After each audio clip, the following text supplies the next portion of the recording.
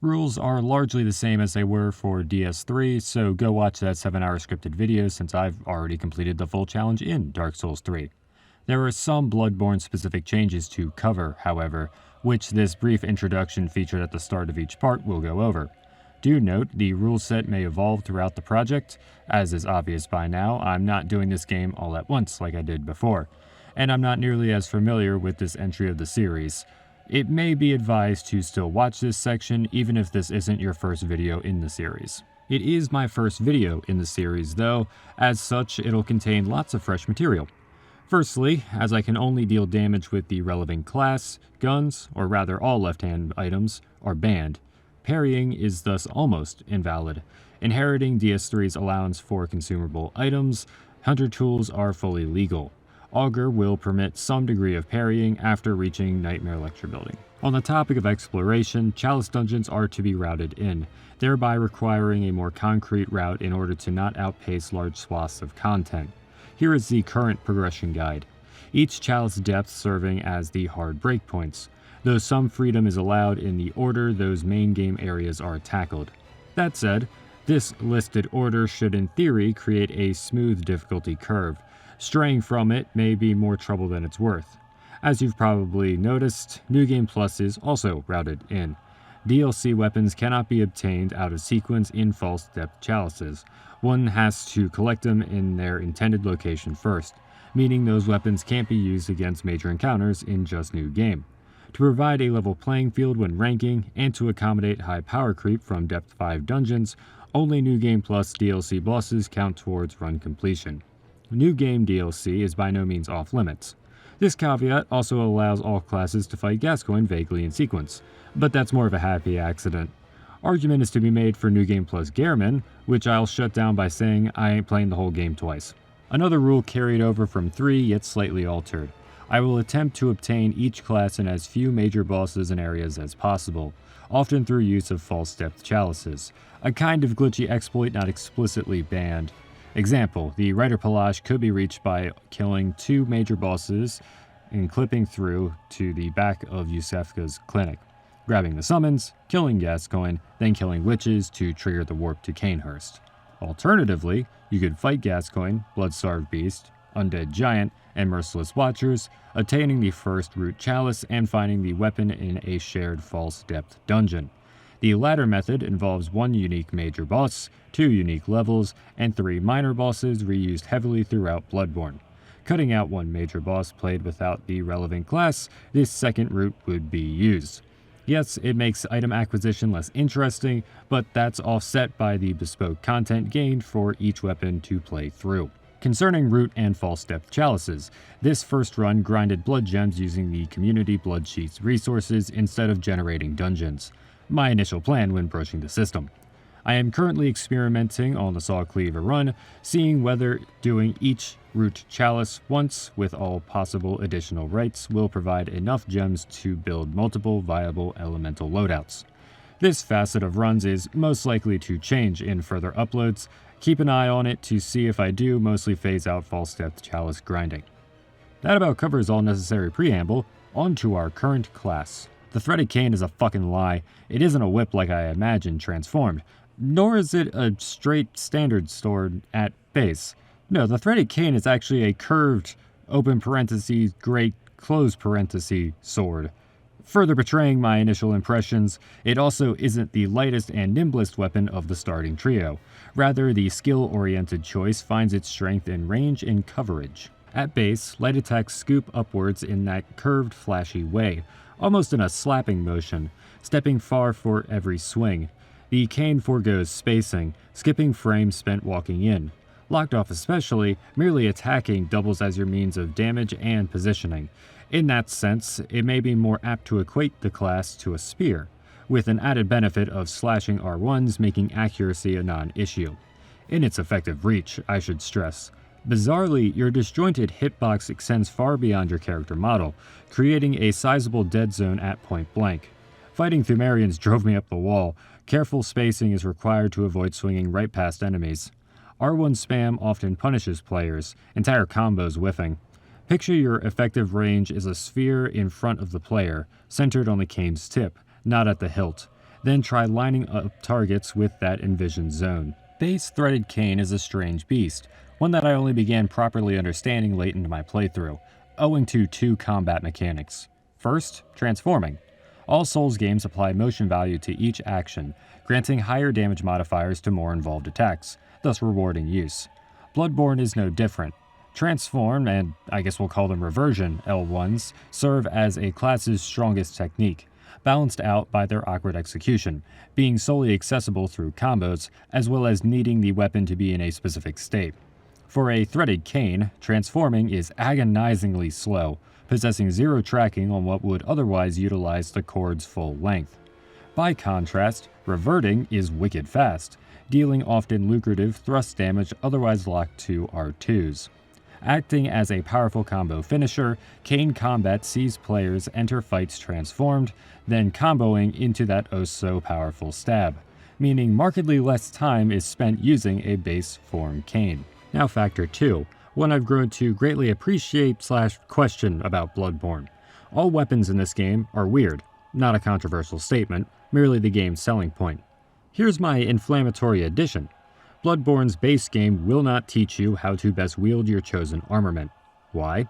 In gameplay, there's only so much one can focus on at a time. Generally speaking, exceptions given to Yharnamites, main game levels do not see players fighting similar enemies. Levels typically feature a new slew of combatants to learn inside and out. Bloodborne is not an impossibly hard game. None of the Souls games are. Players will progress past challenges potentially even before actually fully understanding those enemies.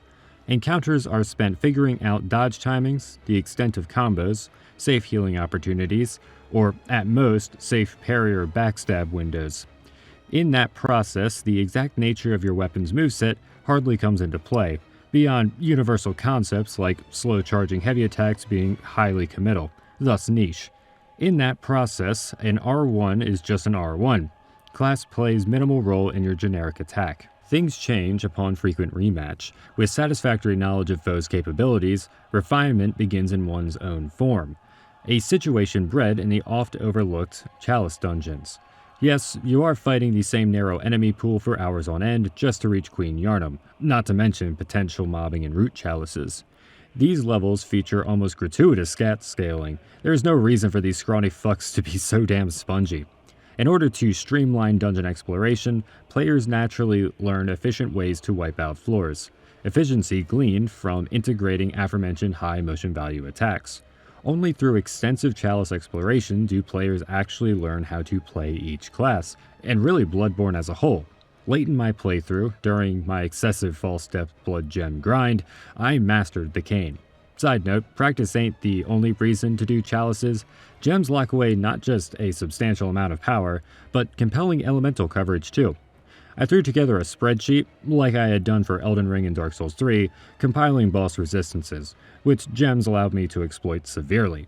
Did you know brain suckers are highly resistant to physical, yet comically weak to fire? Makes them way less intimidating. Knowing Thumerians are universally weak to arcane too is super helpful for general traversal. This factor then compounds with weapon swapping and lost uncanny variants. All classes appear to share comparable arcane scaling, permitting all classes to use elemental loadouts. Chalices serve yet another purpose, power leveling players, giving ample points to spend on that neglected stat. Not to mention, Bloodborne's simplified RPG mechanics give little else to spend levels on. Players are free to grab a weapon variant in the chalices, upgrade it using bloodstone found in the chalices, or bought using gathered insight in the chalices, then kit it out with elemental gems found in the chalices. Simply pressing left or right on the D-pad grants instant access to relevant coverage without having to give up broadly applicable physical gems. Though I'm not fond of how weapon variants are visually indistinguishable. Were it not for Phantasm Shell graying out, I'd never know what cane I was using. All these factors combine to see me fully explore my cane at around depth 4 in sequence, after finishing the main game. To put it another way, I played through all of the main game Bloodborne and didn't learn anything. Okay, that's not true. I did learn that I misplaced Upper Cathedral Ward and Nightmare Frontier in sequence, a problem I've since rectified in the list you've seen so far. Ebriatis, an already infuriating boss thanks to her proto-meteor undodgeable attacks, made me rage uncontrollably, underpowered stats dragging out failed attempts. Then Amygdala got deleted, revealing his mid-game stat scaling. I'd wrongly routed him in proximity to depth 4 on account of his chalice drop. Don't ask why I didn't apply the same logic to Ebriatis, who drops a depth 5 chalice. Back to my point though, some may label me a chalice apologist. Not true. You should apologize to me for dismissing the chalices. I'd go as far to argue they're the game's core system. The main game is secondary to the labyrinth. Checks out that all the lore hunters cultivated their strength in those dungeons. One last note prior to Kane-centric discussion, this first Bloodborne weapon percent entry is shaping up like DS3's first section, not really talking about the weapon. Relevant to my preceding remark, hunter tools. Guns being banned, Augur of Ebriatis serves as my only means of parrying, and it's an odd one at that. Contrary to all other forms of FromSoft parrying, Augur's active parry frames are extensive, pairing nicely with hyper armor granted to hunter tools. In a game with basically no poise mechanics. Strange. This allows players to whip out the tentacle on a whim and scam a parry. It's not totally free though.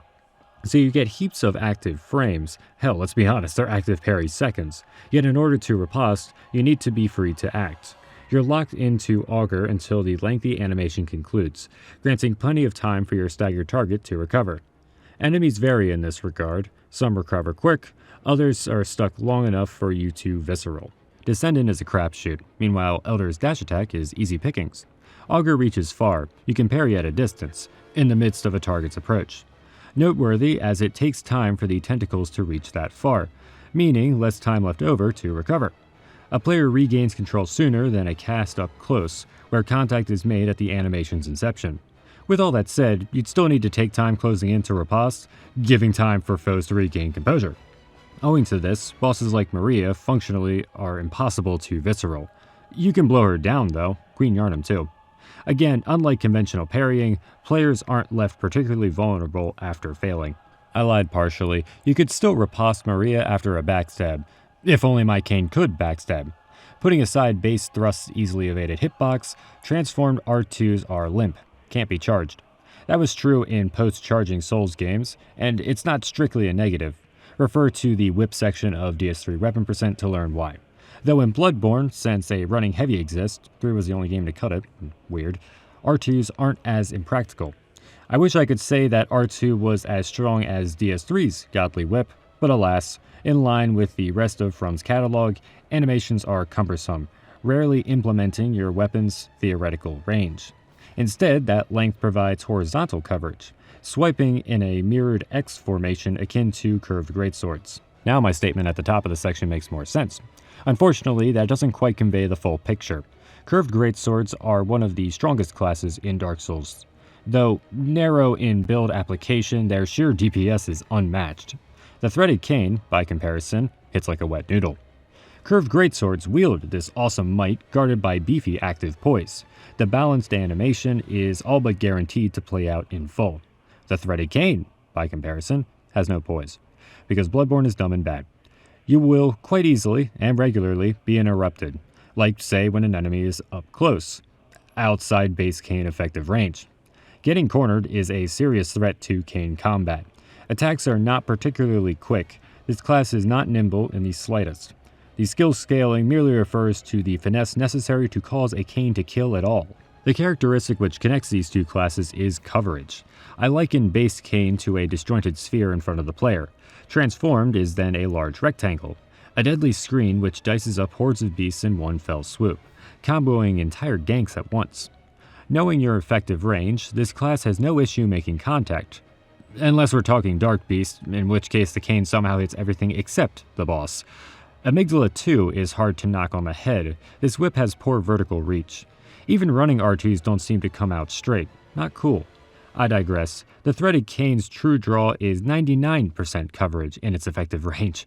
Anything in that fairly sizable zone will be effortlessly struck. I brought up Amygdala and I showed transformed cane exploiting Serration against Loran Beast. I'm sure you're all curious how the Defiled Chalice went. Well, it went well.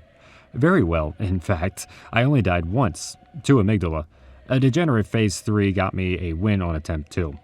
Watchdog showcased all the Kane's strengths. Transformed attacks comfortably struck at range, whittling him down safely. And Keeper got cleanly comboed, twice because I did an FRC Ithil Chalice for funsies. Found a ring of betrothal in the first coffin of that random dungeon. Of course, I wanted to see the secret dialogue, but I was already in New Game Plus, meaning I had to fight witches and Logarius again. I didn't play particularly well, however, one can observe how blood gems level the playing field on this higher difficulty. The DLC naturally benefited from that fact. Each endgame threat was swiftly dispatched. I even got a first try Orphan of Kos victory. All my no lock-on practice paid off. I didn't even go in fully stocked. 11 flasks to my name, I walked in with the intent to scope things out, not win. Anyway, going back to that FRC Chalice, Elder served as its final boss, and dropped a solid cold abyssal gem, greatly boosting arcane scaling, granting a universal boost to all my elemental loadouts. Considering the Cane doesn't really make use of blunt at all, minimal thrust, and no innate status, that gem is about the only specialized kind I can make use of. Very cool drop to get.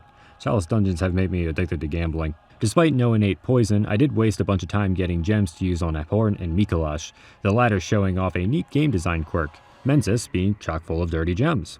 On that same note of main game gems, game design, and wasting time, Winter Lanterns provided a means to integrate blood gems into a main game only playthrough. The effects are solid enough for the point of the game where they can be farmed. Still, I maintain that Chalice dungeons, including roots, are non-negotiable for a true Bloodborne experience. I understand gatekeeping is considered gauche in modern FromSoft discourse, but I ain't gonna miss words. You haven't beat Bloodborne if you didn't do Chalices. Sorry, not sorry. Now for some extra points that I didn't write in the script because I had a wicked headache when I typed this all out, so now I'm in the recording booth and have to add stuff now. First off, I didn't talk about the rolling attack of the transformed. It doesn't whip out. It just kind of does a little uppercut thing that has incredibly short range, which is not really what I want when I have the whip out. You know, the Cane transformed. Not cool. Though it was useful, since it is a very fast attack, for taking out Yharnam's clones. Makes the later stages of that fight much simpler when you don't have multiple targets shooting at you. Also, I totally did not forget to rank this in a tier list. We're going to say, despite there not being anything else to compare it against so far, this is the first one, I'm going to say lower B tier. I think the Cane keeps itself out of C tier, despite being a very middling weapon, by virtue of its great coverage and its effective range. Beyond that, though, there's not much else to make the Cane really stand out among its contemporaries, I don't feel. Anyway, back to the scripted stuff. And that wraps up all I can remember about this run, which spanned like 6 months, streamed on my Twitch like all other gameplay. Just as Bloodborne Weapon Percent won't be released all at once, I won't be tackling the project in the same manner as before. No highlights. You got the daily deluge of shorts for that. I'm just going in raw and writing off the dome. Even if I were more meticulous, clearly I'm not yet well versed in Bloodborne. Those curated words wouldn't be any more meaningful. Regardless, I hope you stick around for more of this series. Up next is Sawcleaver. Subscribe to be notified when that's done. I only push notifications for noteworthy content. You won't be bombarded by shorts. Don't worry. And if you can't wait for the next upload, again, 7-hour DS3 scripted video.